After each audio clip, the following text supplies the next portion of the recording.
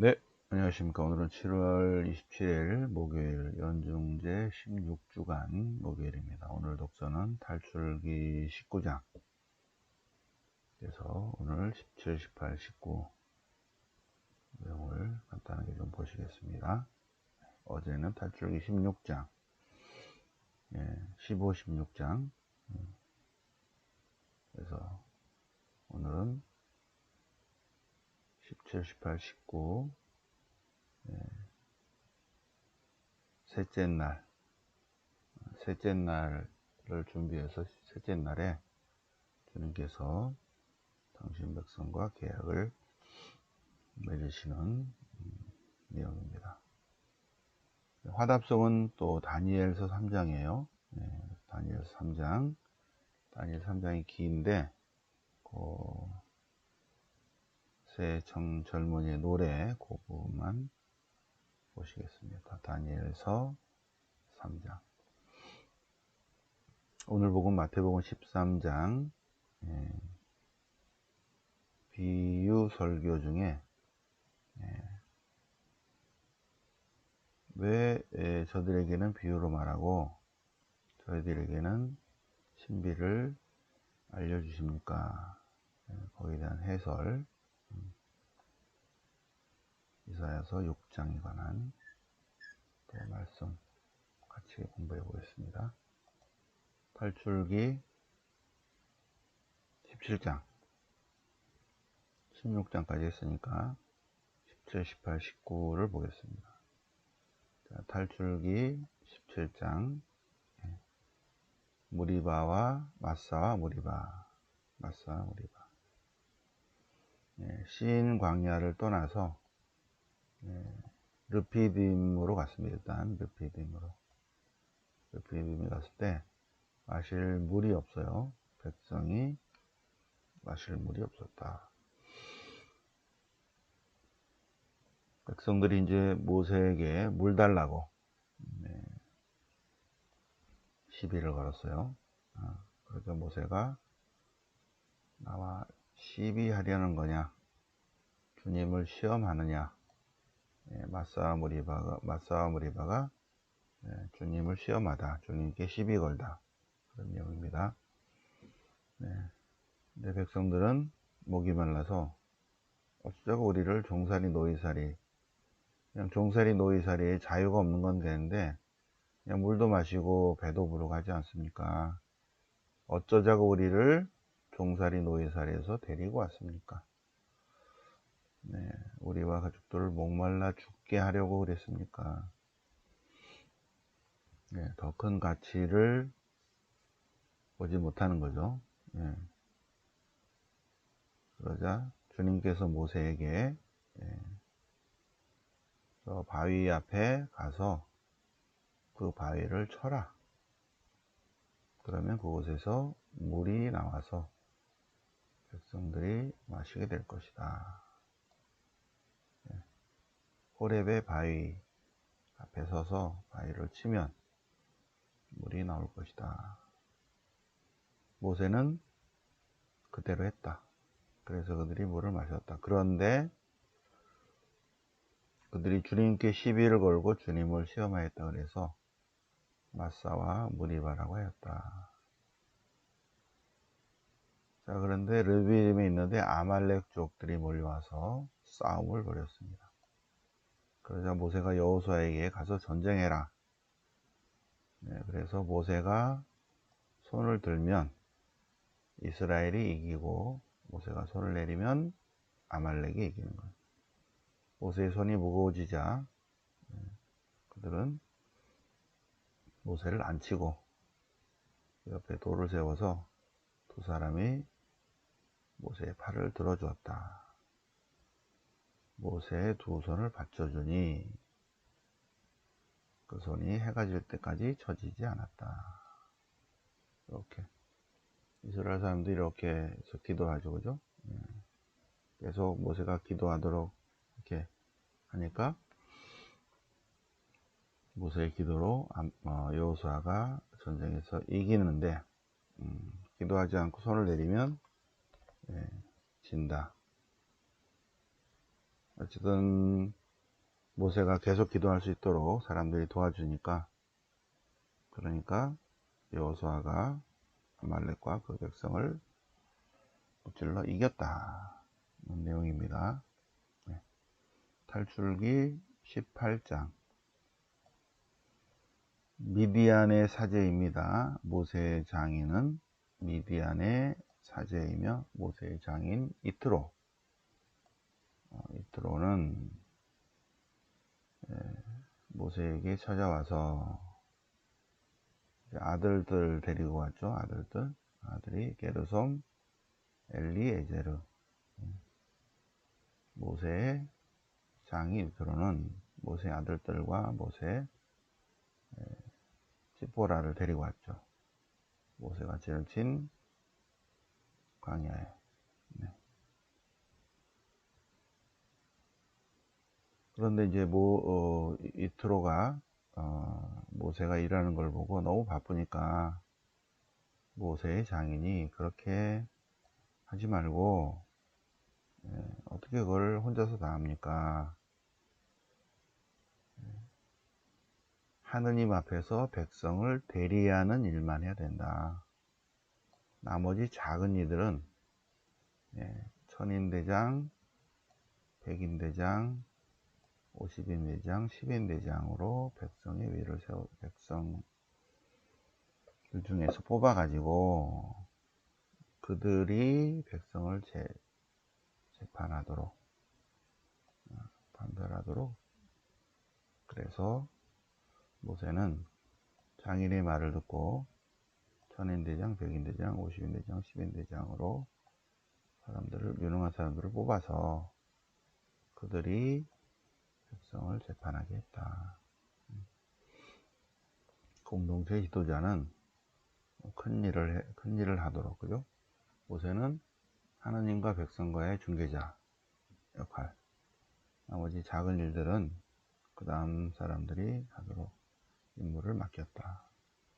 탈출기 19장, 오늘 독서입니다. 이제 시나이 산에 도착했습니다. 3개월쯤 걸렸죠? 3개월. 셋째 달, 그들이 시나이 광야에 이르러서 진을 쳤는데, 모세가 하나님께 올라가자 하나님께서 말씀하십니다. 이제 내 말을 듣고 내 계약을 지키면, 그러면 이스라엘은 하느님의 소유가 될 것이다. 그리고 이스라엘은 사제들의 나라, 거룩한 민족이 될 것이다. 그래서 모세가 백성들에게 하나님 말씀을 전하니까 모두 다 주님께서 이르신 모든 것을 행하겠습니다 했다는 거죠. 그래서 이제 계약을 맺을 준비를 하는 것입니다. 하나님께서 계약을 맺을 날을 준비해라. 셋째 날입니다. 셋째 날을 준비하라. 셋째 날에 온 백성이 보는 앞에서 주님이 임하실 것이다. 셋째 날을 준비하라. 셋째 날 아침에 우레소리와 함께 번개치고 구름이 덮이고 불나팔 소리가 퍼지면서 하느님이 임하셨다. 주님께서 모세를 부르시니 모세가 주님의 산으로, 호렙산으로 올라갔습니다. 여기까지. 자, 여기서 사제들의 나라.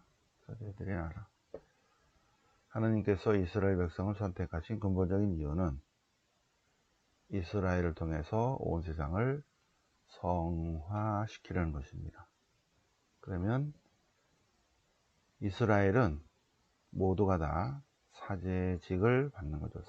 사제들의 나라예요. 사제직을 받은 나라. 사제직. 그럼 사제는 뭐 하는 사람인가? 사제는 제사 지내는 사람이 아니라 공동체를 성화시키는 사람입니다. 물론 개별적인 제사를 지내기도 하지만 공동체를 성화시키는 것이 사제의 직무죠. 그래서 우리 그리스도인들이 세례 받을 때 두 번째 받는 기름이 사제직, 예언직, 왕직의 기름을 받습니다. 거기에 사제직은 세례 받을 때 사제직 직분을 받는 거예요. 보편 사제직입니다.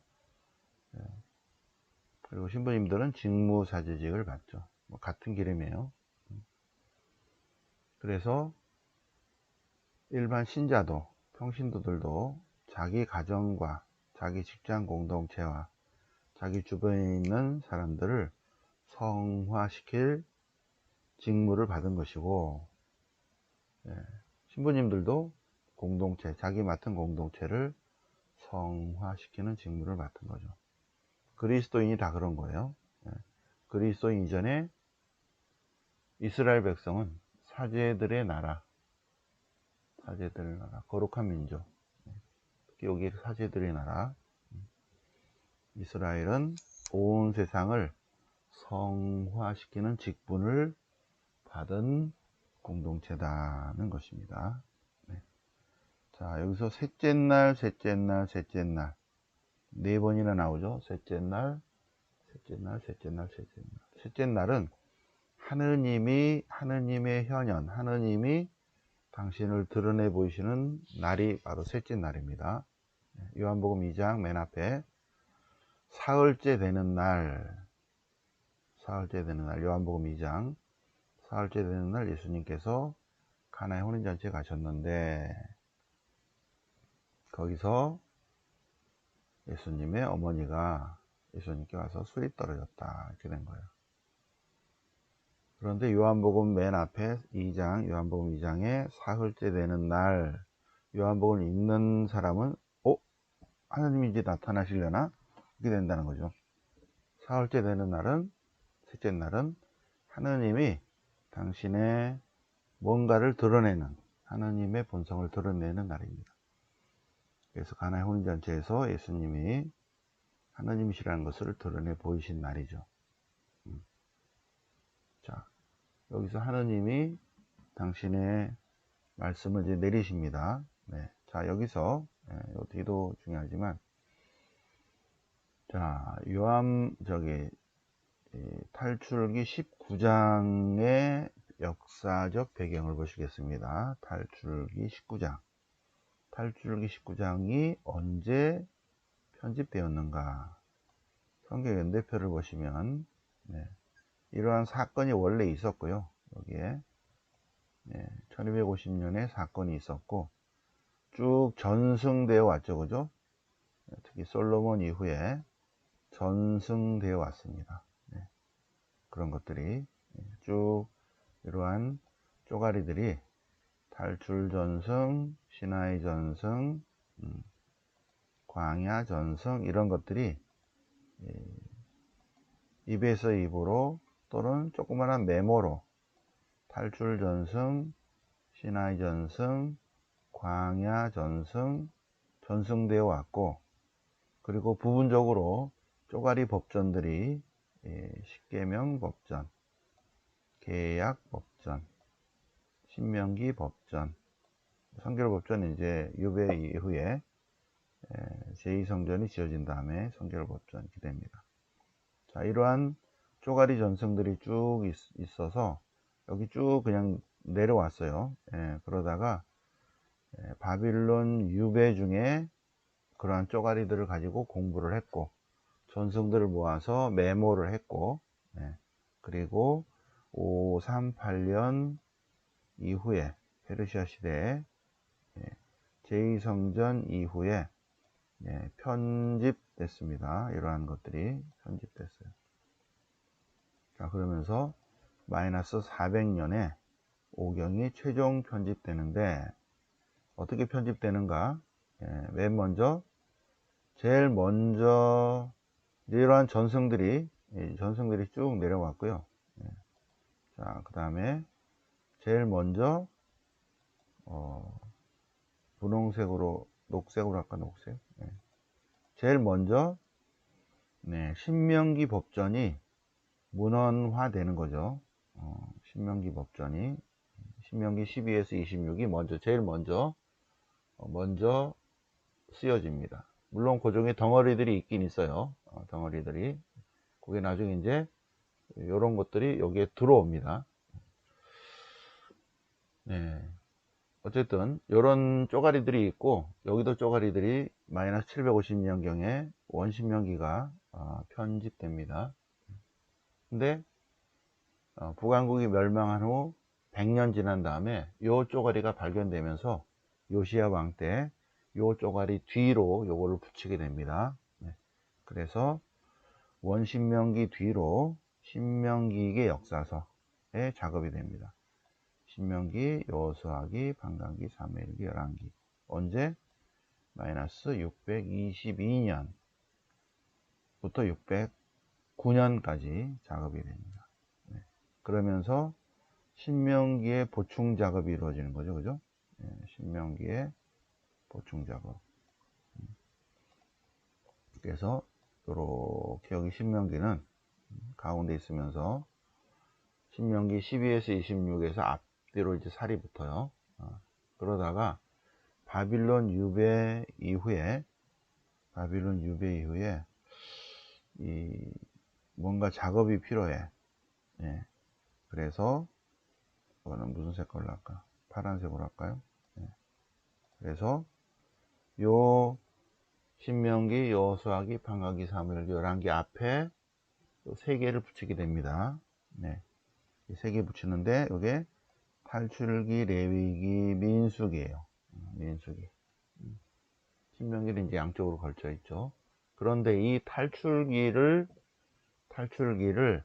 편집할 때, 그럴 때 얘를 갖다 쓴다는 거예요.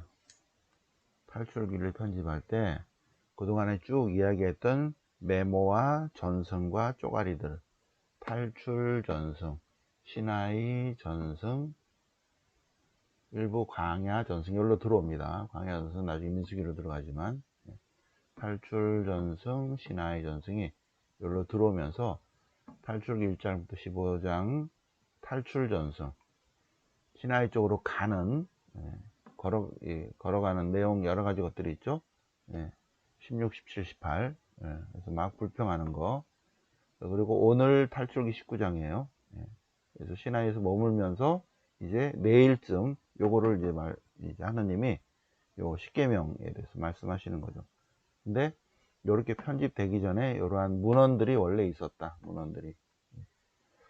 아마도 솔로몬 이후에 여러 가지 작업들이 있는데, 그것이 부분 문헌들이 책으로 나온 것이 아니라 일부는 구전전승 또는 이렇게 메모 같은 걸로 쭉 내려왔는데, 이거는 지금 책을 만드는 거예요. 책을. 그래서 여기는 신명기의 역사서가 됐고, 신명기 역사서의 신명기를 중심으로 요 앞에 이제 토라에 관한 작업이 탈출기, 레위기, 민수기가 538년 이후에, 물론 538년 전에 계속 이야기가 됐었어요. 그래서 말로는 많이 만들어졌습니다. 이게 탈출기에 관한 것들이. 그것이 문헌화 되면서 이제 탈출 전승과 또 시나이로 가는 그러한 전승, 이런 것들이 쭉 들어오게 됩니다. 네. 그러면서 계약법전이 들어오고, 이제 내일 이제 하느님이 십계명을 말씀하셔요. 그런 것들이 들어오면서 8개가 이제 완성이 되고, 8개가 다 된 다음에 출애굽에 관한 보충 설명으로 창세기가 나중에 최종적으로 앞에 붙게 되는데, 오늘은 여기 탈출기 19장이니까 어떻게 이것이 만들어졌는가, 이것이 문헌화 되기 전에 계속적으로 다윗 솔로몬 이후에 계속 논의됐고 이야기됐고 전승되어 왔고, 메모 쪽지 같이 이런 것들로 기록되어 온 것들이 바빌론 유배 중에 많이 논의가 됐고, 신학적 반성을 하고 살이 좀 붙고, 그러면서 여러 가지 왕정체제의 법전들이, 쪼가리들이 있었고, 그것이 나중에 탈출기 안으로 들어오게 된다. 그래서 최종적으로 마이너스 400년에, 이렇게 마이너스 400년에 9개가 나중에 최종적으로 되고 반으로 잘라서 앞에 5개를 토라라고 한다. 토라. 그래서 이런 오경이 이러이러한 것들이 많은 과정을 거쳐서 지금 우리가 오늘 공부하는 탈출기 19장이 편집되었다.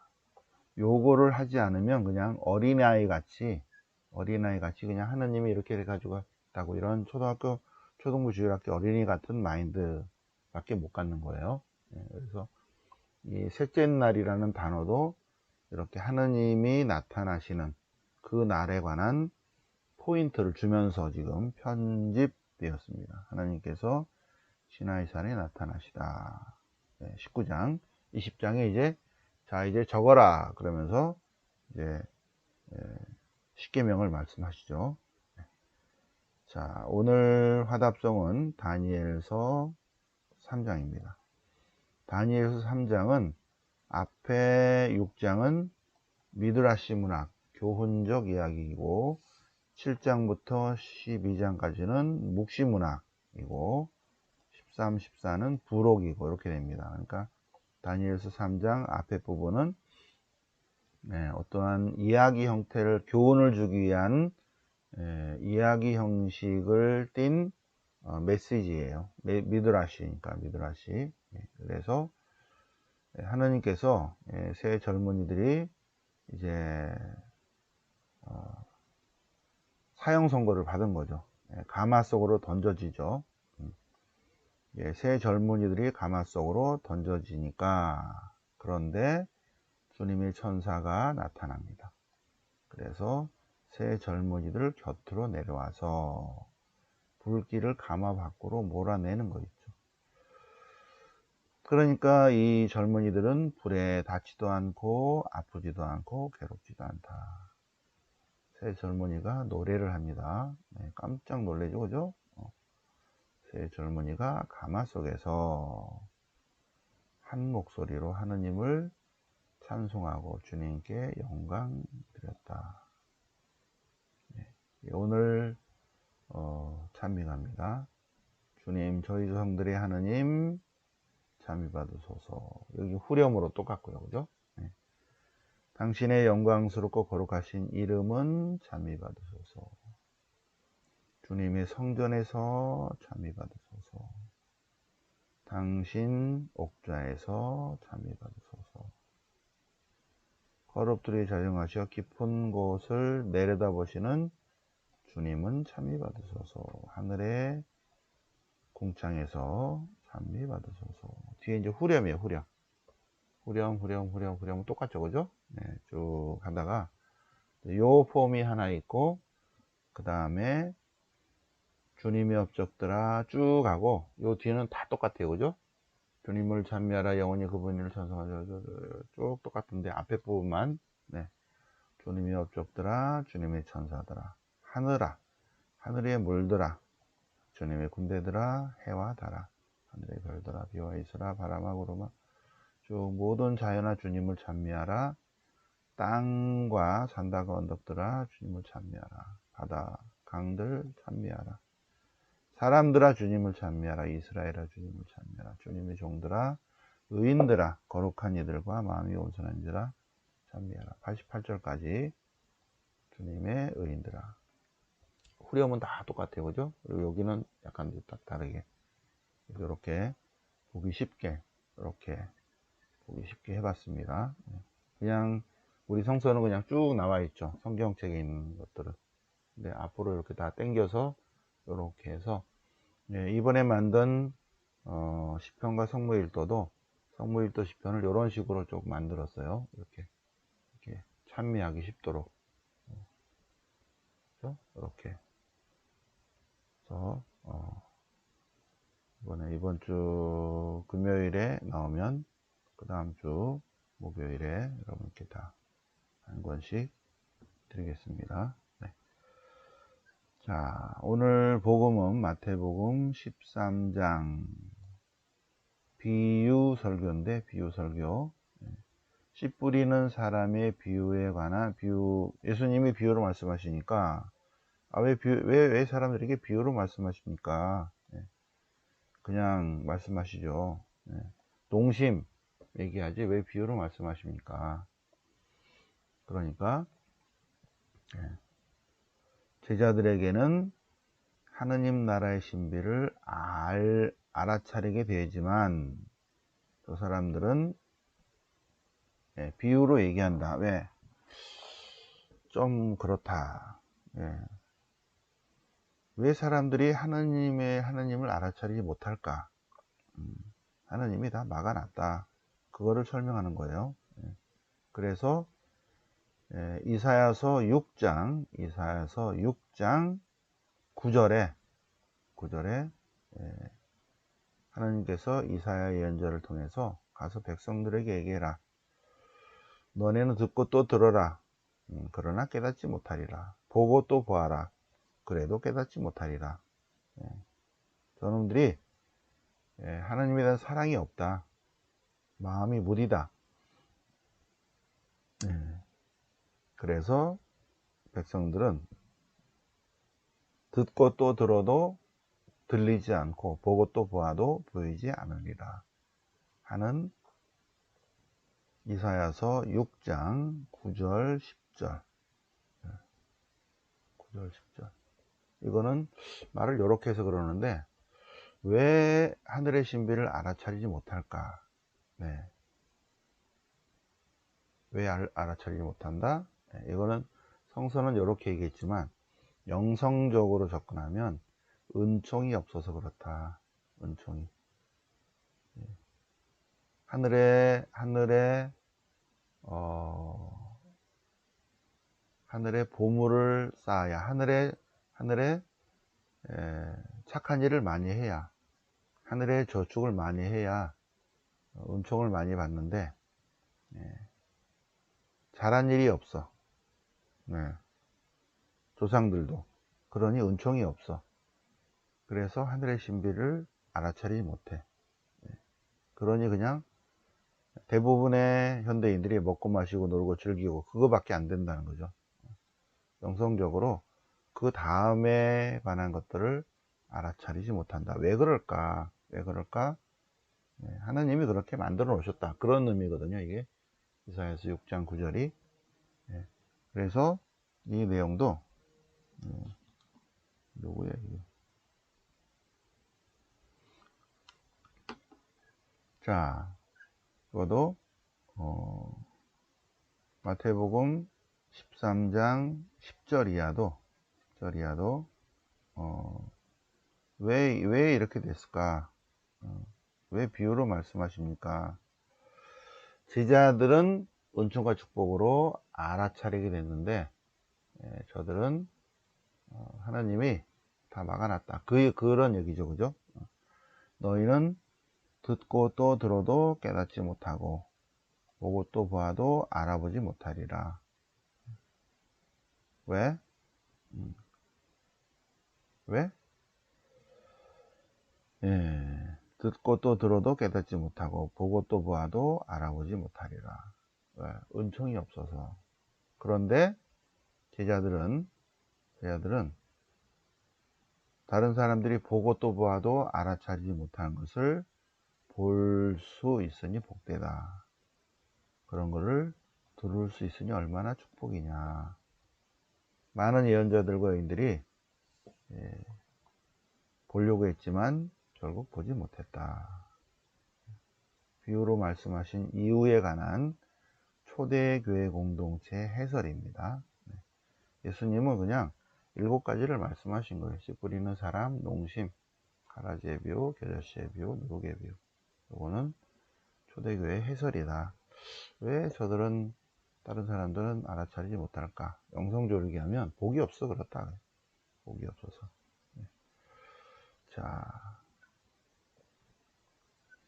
자, 그러면 오늘은